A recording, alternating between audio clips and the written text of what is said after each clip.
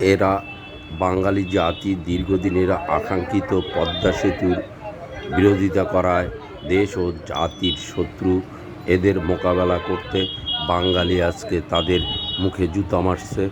বাঙালি সর্বশান্ত করার চেষ্টা করছে। আজকে স্বপ্ন সেতু বাস্তবায়ন হয়েছে, তাই বাঙালি জাতির আজকে মুখে উল্লাস। বাংলাদেশ মুক্তিযুদ্ধ মঞ্চ।